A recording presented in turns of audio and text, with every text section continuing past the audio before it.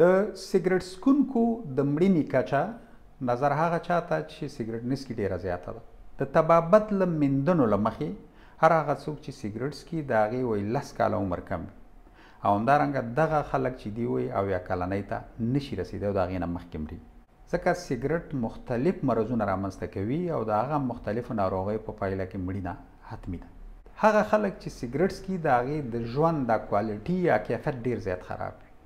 ځکه دا خلک ستړي وي، ستوړي وي، کسل وي، خوځن نه وي، مزل نشي کولی، سپورت نشي کولی، د هیڅ چیز سره ډېره زیاته علاقه نه لري او که چېرته د سیګریټو په پایله کې ورته ناروغۍ رامنځته را پیدا شولې، هغه هم د دې د ژوند د کوالټي یا کیفیت نور هم بدرنګوي او خرابوي. او همدارنګه د ډېر وخت په تېرېدو سره د هغه د انسان په مغز باندې هم بد تاثیر کوي او په ساده پښتو کې ورته خلک وایي اعصاب یې خراب شوي، یعنې اعصاب خرابوي. سیګریټ چې دی ډېرې زیاتې ناروغۍ رامنځته کوي او د بدن په هر غړي باندې اغېز کوي، خو په 3 غړو باندې ډېر زیات بد اغېز کوي چې یو زړه دی، رګونه دي او همدارنګه سږي دي. سیګریټ چې دی په زړه او په رګونو باندې موږ وویل چې بد اغېز کوي. دا چې دی یعنې په رګونو کې چې دی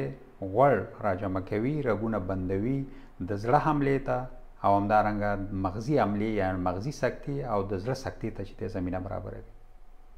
او داسې نورې ډېرې ناروغۍ د زړه او مغز رامنځته کوي. 90% کې د سږو سرطان چې دی دا د سیګریټ له امله رامنځته کېږي او همدارنګه د نورو غړو سرطانونه هم یو لامل به یې سیګریټ څکل. سیګریټ چې دی د سږو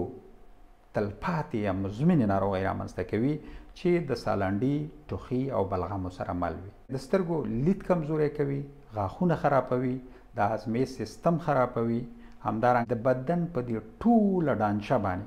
بد اغېز کوي، جنسي اړیکې کمزوري کوي او هر هغه څوک چې سیګریټ څکي هغه چې دی د اولادونو په راوړلو کې ورته ستونزه پیدا کېږي، یعنې اولادونه نشي زېږولی، پوستکی زر زړېږي یعنې ګونځې پکې پیدا کېږي او داسې نورې ډېرې ناروغۍ رامنځته کوي. هر هغه خور یا مور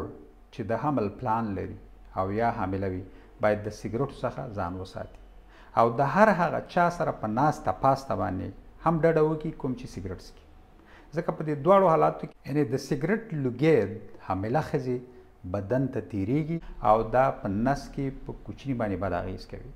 د کوچني وده چې دی کمزوري کوي، کله چې دا زیږېږي وزن یې کم وي او دوم دا چې د وخت نه مخکې زیږېږي، یعنې 40% کې سیګریټ څکونکي د وخت نه مخکې کوچنیان زیږوي او د نوي زیږېدلو کوچنیانو د مړینې یو لامل چې دی د وخت نه مخکې زیږېدل دي. په ټینګار سره بیا وایم چې هر هغه خور یا مور چې د حمل پلان لري او یا حامله وي د سیګریټو څخه ځان وساتئ او همدارنګه د هغه چا سره په ناسته پاسته فکر وکړي چې هغه سیګریټ څکي. د یو بلې روغتیایي خپرونې پورې له تاسې اجازت غواړم، ستاسې د بشپړې روغتیا په هیله.